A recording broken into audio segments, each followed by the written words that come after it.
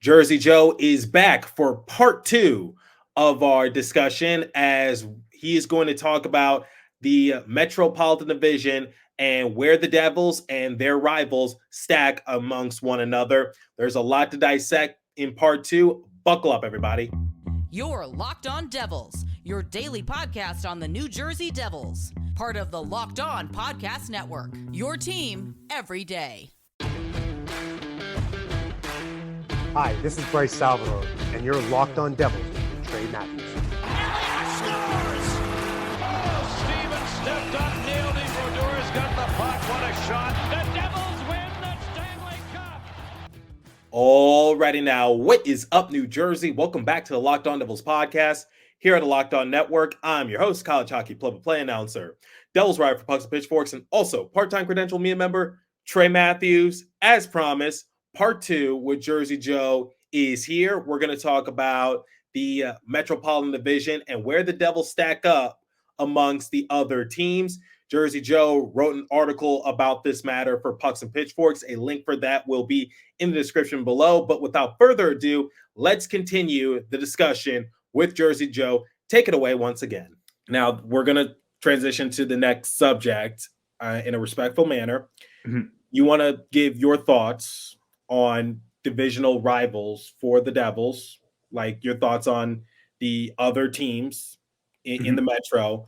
But we did agree before this episode started recording that you would not mention Columbus with respect to Johnny Gaudreau and their fan base. So Columbus will be excluded from this. So at 7th, I have Philadelphia, going 7th in the Metro. I don't expect the coaching to last very long with Tortorella. Ersson is the only real linchpin at goal, keeping the Flyers going. And they still have a couple of really good pieces at forward. But, ever since that other incident that we're familiar with, I'm not going to talk about anymore, that is going to affect that locker room in Philly. I really feel bad for Philly because there's no more Carter Hart. 6th, I have the Capitals. They and the Penguins are neck to neck in my rankings in the projections. I think at this point, Alexander Ovechkin, he's just a shell of his former self. And you know what? It doesn't even matter because there's nothing more for Ovi to accomplish other than trying to break Wayne Gretzky's goal record, which he's going to break. It's not a matter if, it's a matter when. He will not retire until he breaks that record.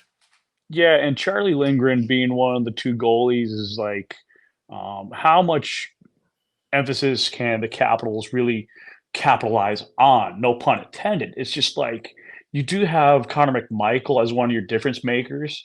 TJ Oshie, I think, is still there. But you lost one of your key guys in Kuznetsov. I think I'm not sure if Backstrom's still there, but that core is starting to fade away. And yes, they have gotten some good draft picks in the recent years, but longer term, they're going to be better than Pittsburgh. But moving on, 5th, I had Pittsburgh. They're going to be a fringe wildcard 2 team, in my opinion. After moving on from Gensel, it's going to hurt them more. Just looking at Crosby and Malkin. Now, here's the thing. We always talk about Jake Gensel, but what about the return that the Penguins got in that deal with the Hurricanes? Bunting wasn't bad. I just want to put that out there. He wasn't bad. Right. And their goaltending tandem, I thought it was going to be a train wreck, but not bad. Sidney Crosby, I think the old man still has a few tricks up his sleeve because he almost willed that Penguins team to the playoffs, albeit they were going to be handled with ease by the Rangers, similar to the Capitals. But I said, if Sidney Crosby continues to do what he was doing and will his team to the playoffs, you have to put him in consideration for the MVP. Not saying he would win it, not saying he would be a front runner, not even saying he would be like a top 3 choice. I'm just saying, give him some consideration, give him his props, because that's not easy to do. Well, like I said, I see them as a fringe wild card 2 spot because not only is it the Metro that's competitive this time around, it's gonna be the Atlantic, and you're gonna have to deal with teams like Tampa Bay trying to jockey for that last spot, and it's not gonna be easy. The Bruins starting to slip a little, in my honest opinion. So they're like trying to see if they can get more, but back to the Penguins, you have Tristan Jarry still, and you're trying to keep the band together. But how long is that really going to last you after an injury or two? And I can't really see the Penguins getting closer to that third spot. And that brings me to the fourth spot. And the fourth spot for me will go to the New York Islanders. The Islanders are a team. They look more balanced on defense than the Carolina Hurricanes. Better balance in net than Carolina. But offensively, this is where they don't get third place. Is their offense? It's going to be between Barzal and Bo Horvat. And so, in my honest assessment, guys like Varlamov and Sorokin are going to be the only two goalies why Lamoriello's team steals the third spot in the Metro and gets in the top 8 in the East. And you can't knock on Lou for that. So there's a lot of buy-in. I want to ask you this because this was controversial when Anthony Duclair had to unfortunately cut his hair because that's the rule for the Islanders. They have this similar etiquette that the Yankees have, which is your hair cannot pass your collar, no beards unless it's the playoffs, no beards at all, clean shaven. And then we saw for the outdoor game, people were having fun with their entrances, but the Islanders suit and tie. What are your thoughts on Lou Lamoriello's policy like that? Because honestly, I'm just like, I wouldn't appreciate you telling me how to do my hair or something like that. Look, I get that I can't have my hair down to like my shoulders or whatever, but it's just like, come on now. Like we're grown men here.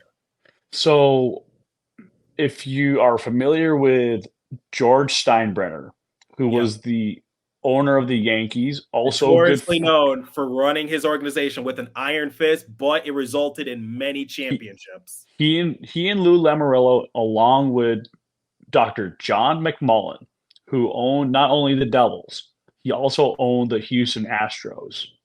So there was a really close-knit friendship because Dr. John McMullen lived in Montclair, New Jersey, went to school there, knowing the Yankees management in Steinbrenner. Steinbrenner was also an owner in the Devils at a couple times in history. So there's a little bit of crossover where the Steinbrenners did have an influence, and Lou Lamoriello, being that old school, Northeast Italian from Rhode Island, he demanded a lot of military style tactic, a lot of respect, clean cut, no facial hair, unless, like you said, playoffs. And so for me, my mom would always say, Joe, get rid of that beard, get your hair clean shaven. You look bad. So those kind of things still resonate with that generation of adult. So Lou Lamoriello carries that old school, clean yourself up, look professional mindset. So that's one of the reasons why the Devils over the years and the Islanders were run the way they were. And that's how they still are until Lou Lamoriello moves on in his professional career. Before we continue with today's discussion with Jersey Joe, let me tell you guys about FanDuel. You've heard me talk a lot about FanDuel, America's #1 sportsbook. Well, I have something a little different for you. Now through September 22nd, all FanDuel customers can bet $5 and get a 3-week free trial of NFL Sunday Ticket from YouTube and YouTube TV. Then with a YouTube TV base plan, you'll be able to watch every regular season Sunday afternoon out-of-market game. All you need is a Google account and a current form of payment, and you can cancel anytime. Just visit FanDuel.com, download America's #1 sportsbook, visit FanDuel.com to also look at the odds, and please remember to always gamble responsibly. All right, let's get back to our discussion with Jersey Joe. Take it away once again. Yeah, I mean, everyone has to do it. Yeah, it's not just Anthony Duclair, but I'm just talking about in general. David Price said that he would never play for the Yankees due to that facial hair policy. And for anyone who doesn't remember David Price, one, I don't blame you, but two, he was a really good pitcher like 10 years ago. Like, he was a very highly sought after player, especially when he parted ways with the Rays and came to my Detroit Tigers. He said he would never play for the Yankees just due to the facial hair policy. Or Andrew McCutchen and Cameron Maben said, like, look, we played for the Yankees at one point, and we agree, like, they could attract a lot more people if they got rid of that facial hair policy. And also my thing is, like, what is stopping someone from, like, Aaron Judge just growing out a beard and saying, hey, I'm the best player, you can't sit me? Right. But at the same time, it's the culture. You can't, if you go against the culture, then you're going against a certain policy that sets the culture and the tone. The game of hockey, where you play as a team, you work as a team, you think as a team. That's the mindset in that work atmosphere. Now, back to number two, this may sound a little controversial or a little biased. The Rangers are getting a little bit older. Igor Shesterkin is the guy in the Metro as a goalie, but Jonathan Quick had too good of a season for my honest belief. But it's going to start taking a toll on him once he starts playing a little bit more the same amount of games, and teams going to have more of a book on him, and they're going to be like, okay, he beat us this way, we're going to shoot him differently, we're going to outthink him. So we're going to put more traffic up front, and teams like the Devils, we're going to have more speed, more grit. You're going to have less of the Matt Rempe factor now that guys like McDermott are around, along with Brendan Dillon and Cotter, Brett Pesce, Dillon, Paul Cotter, just to throw that in there. Maybe Nason at times. Nason as well. So, the Rangers still have guys like, I'm not sure if Blackwell is still back, but they still have a lot of their core from last year. But they're starting to age just a little bit more than I like. But at the same time, they're going to try and repeat last year. And if they don't do what they did last year and they get bounced out in the first two rounds, I can see them making a few personnel changes, not necessarily the coach. Or Drury gets moved on from. Well, hockey coaches do have the shortest leash in all of sports, because you don't see a coach spend 10 years with an organization that much anymore. But unless your name is Sheldon Cooper.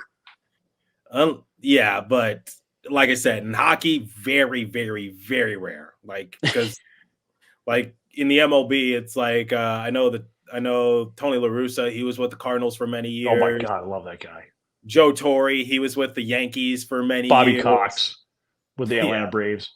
Yeah, you don't really see that in hockey where the organization sticks with a guy for many, many years.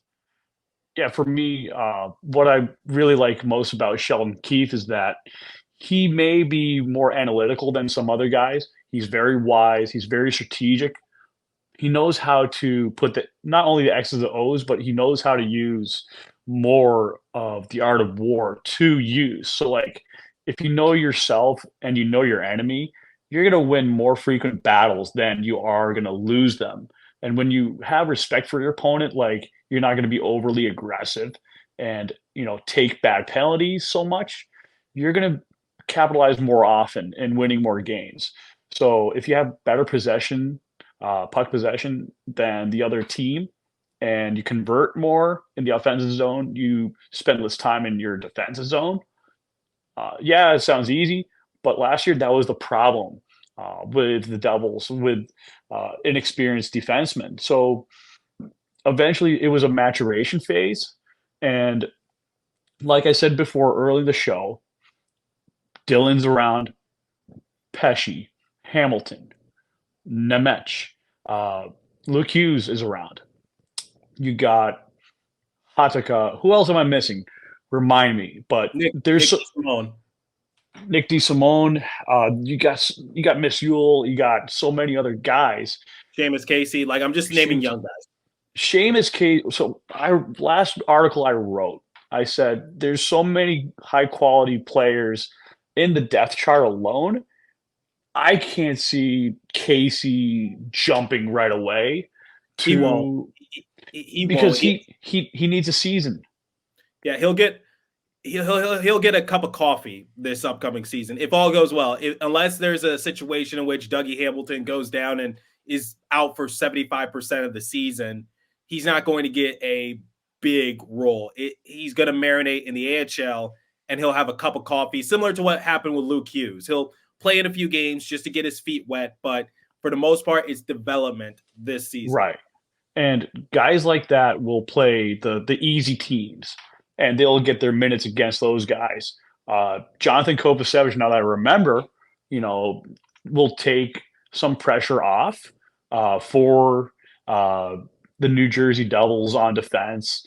And I can see the Devils doing in Nemec here and there, giving him some rest, giving Pesci rest, giving even Hamilton at times, when the Devils play against, let's say, a certain team in the division that's not doing so well, or they're playing Anaheim or whatever, they don't want to hurt their key player. They're going to rest they're going to play the other guys instead of those guys. So that goes to show, not only on paper, but on the chart, that Tom Fitzgerald has a lot to play with this time around. Now, when it comes to goalies, I can see Markstrom getting 50% of the starts. I think maybe get a little bit more than that, because 55. Let's say 55%. He said he's going to be the starter. That's the plan. So I don't want to burn out Markstrom, especially at age 33, 34, whatever. He's younger than me. I'm 35, going on 36. So I don't want to see our main guy get depreciative with so much mileage. You're 10 years older than me, or maybe a little more than that. just give you some crap. It's all good. Hey, it's okay to talk crap. I like it. It's called in hockey? Chirping. Yep. So anyone that's new to hockey chatter, it's basically one of those phrases you will hear during the season. And one of my favorite things is like guys like Curtis Lazar will chirp other teams' players, which is another reason why I see us getting a couple extra special points.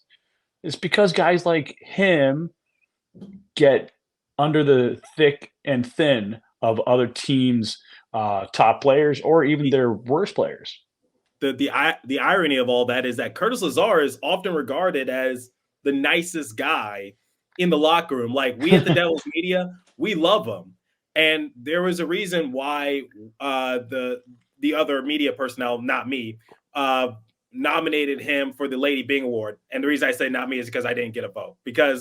But he was the Devils' representation for the Lady Byng Award. Now, he wasn't named a finalist, but it goes to show you he's a really nice guy. And I was talking to Christy Flannery about this last month, where we just agreed that Curtis Lazar just a very nice guy. And like during his exit interview, he said that he and his family were going to live in New Jersey because they were renting their house to someone in Canada who unfortunately lost their own homes. You can't hate on Curtis Lazar. If you hate on Curtis Lazar and you've interacted with him in the past, you're in the wrong. Right. I will say this, guys like Curtis Lazar are not only great people on and off the ice, but they help set the tone in the locker room. And guys like him and Hawa are reasons why you beat teams like the Rangers a couple points in the season, and you take, let's say, 3 games that you would have won last year, and that's going to put you around maybe 104 points.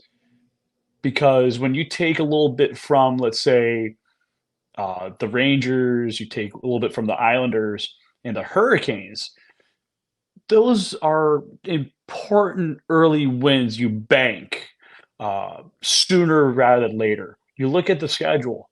Let's say they take 5 points, every 2 weeks out of what 10. You'll be just fine. That's a 50%. But if you win 7 out of 10 or 6.5 out of those 10 or whatever, the Devils will be fine early couple months. And then if they have a rough spell, they'll have more depth and guys to play. And here's a guy I said in the past that I really loved and I missed a ton. That was Tomas Tatar. Love him. I know he's going to just put up the Alexander Holtz type numbers, but it's his grit, his determination during the regular season that makes you better. Like back in the 2022, 2023 season, if I remember correctly, he and the Hughes or Heischer line were working wonders. I want to see Dawson Mercer getting up this year and playing with a guy like Tatar who can also play make, and Mercer just fly north and south, northwest, northeast, just crash the net, do his thing, be a pesky version of Bergeron, and get this team back to winning. And there's a lot of intangibles in this team. I look at the Rangers as getting slower, like Zibanejad's slower. Kreider still is fast, but he still outsmarts people. That's the only thing that they're going to have to keep eye on are certain guys that may not be the most speedy, but the most savvy that they need to keep away. That's why you need your big Sasquatches like Dylan Kovacevic, Pesci to keep those guys boxed out at all times. Because if they set up down low in the diamond formation, there's a good chance that puck's going to be a rebound on that. Yep. So you got the Devils at number 1, right? Throughout this whole divisional ranking. I don't have anyone getting 110 points in this Metro. And if that does happen, I'm glad to be wrong, but I think it's going to be a tougher dogfight. Now, you want the Devils to do well, but you do not want them to win the President's Trophy. Hell no. I'm just gonna let another team out west win the President's Trophy, and it's not on us. Because you believe in the curse, right? The President's Trophy. Look, as someone who used to play baseball and is very superstitious, I do not want that. It's like the Heisman curse. It's really not a good thing. I don't believe in the President's Trophy. I believe it should not even be a thing. Well, hockey players are superstitious. That's the thing. But it's the same way like the video game curse or the cover athlete curse or something like that. But if you're named a cover athlete, something bad is going to happen to you. Not going well, no. Well, I don't want that. I don't want that to happen to Jack or Luke. Yeah, well, you know what? I think a guy like Luke Hughes is going to score 10 more points than last year, given the fact that he wises up a little bit more defensively on the turnovers, better work on puck handling more. I can see that. Also, don't forget, the Devils got some new trainers and healthcare workers on their staff. So there's a lot of new personnel. That is going to be the unsung part as additional adds to this Devils team. That's another key factor I have. Also, one of the other Devils analytic guys left to go to Carolina, and it's the other guy, I think, what was it? Correct me if I'm wrong. Tyler Della left? Name sounds familiar. I couldn't tell you. Devils analytics. You might be big in analytics. I'm personally not. I hate advanced analytics. So for any of you out there, I read Moneyball, great book, Uh, great uh, uh, movie, I but hate the thing Moneyball. I but hate it. the thing is you only need very little of it. Here's why. It's good to read charts and stuff, but it's not the whole story. As someone who scouts rookies and youth prospects for the draft, it all comes down to handling the puck, determination on the ice, good efforts. If there's bad efforts, I don't want that guy. I'm cutting him. I'm cutting him off my list. See, One of the okay, go ahead. one of the main reasons why I had Anton Salaev going before 10 is because I expected other teams to be higher on his physique, his skating, his defensive work may have been a little bit less to some people, but he is the kind of guy that you grow and hold on to and grow with for a long time. Like a lot of the pundits said Hedman, I say Chara, and I say Volchenkov are all in that realm. But the thing is, Volchenkov and Chara are great uh, floors and medians. Adamant is the ceiling you would want. Nikita Zadorov, for me, is the perfect comparison for Silayev at this time right now, looking to be that guy going forward as a top pairing defenseman. I get what you're saying. And just to switch the subject just a little bit before we close out today's episode, I think Moneyball is a boatload of BS because it portrays the Oakland Athletics not like, yes, they did not have a high salary. Like they were a very poor team. And they got all these underrated assets to try to work something out. Some like David Justice or Scott Hatterberg. Yes, I get it. I've seen the movie, Brad Pitt and Jonah Hill. But the problem is, where was Tim Hudson featured in it? Barry Zito. There was no Tim Hudson nor Barry Zito. Yeah, or Eric Chavez, Miguel Tejada, Jermaine Dye. Like the Oakland Athletics still had some good people. Yes, they lost Jason Giambi. Yes, they lost Johnny Damon to big market teams because Johnny Damon went to the Boston Red Sox and Jason Giambi, he went to the Yankees, I believe. Yes, they did lose out a couple of key assets to big market teams who had more money to pay those players. But what about the other good players on the Oakland Athletics roster? It's not like they were a bunch of scrubs. There's a reason why they still had a good record because they still had those good players. Like I said, Barry Zito, Tim Hudson, Eric Chavez, Miguel Tejada, Jermaine Dye. Why weren't they featured in the book? Oh, right. It doesn't fit the narrative. Yeah. And anyways, I don't get too caught into the hockey analytics. I just use it as like a little bit of a precursor to the overall stats, but I use my own stat, which is hits plus block shots and then divided by per game. And so that's why I created Sasquatch scores because those are actual stats that actually mean something, not nothing.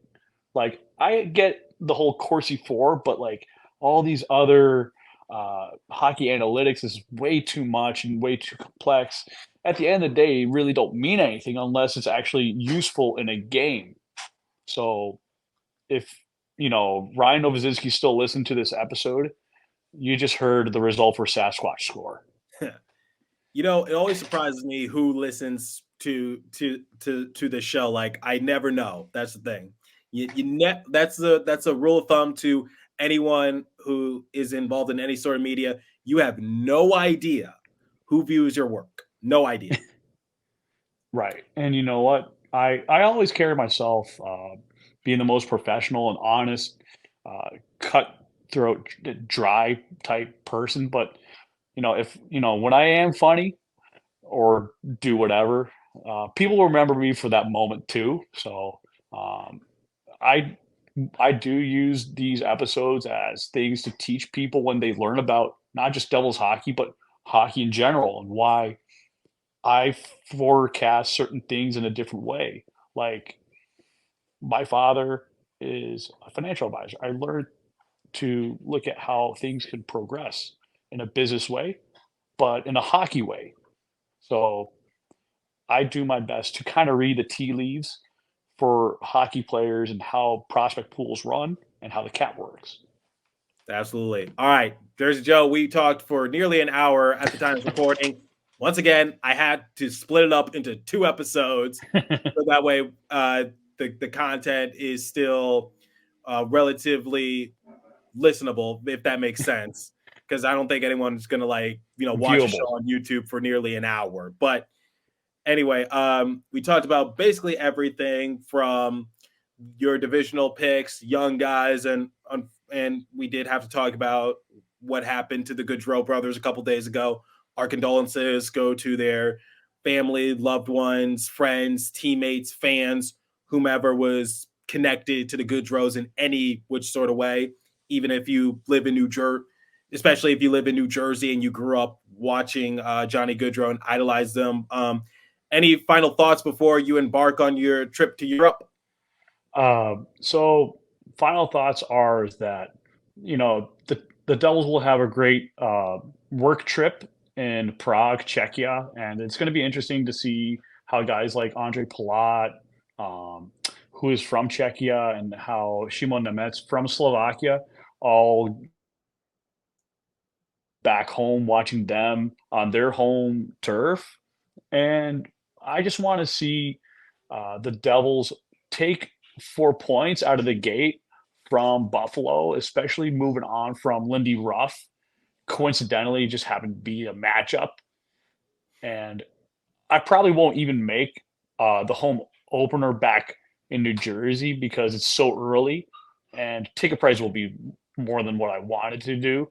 So that being alone against Toronto, probably won't be able to make it. Be like trying to go a game against the Rangers. Yep. And Jersey Joe, thank you for taking the time out your day to record this episode. And you better get back to packing because you got a flight to catch on Saturday.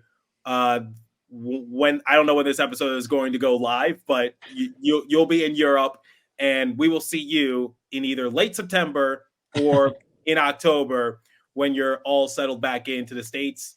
And like I do to close out every episode, continue to stay safe. Have a wonderful day, New Jersey. Go Devils. I will catch you guys next episode. Jersey Joe, thanks once again, my friend. Thank you, Trey. And thank you, everybody, for listening in. Have a great day and happy local summer once again.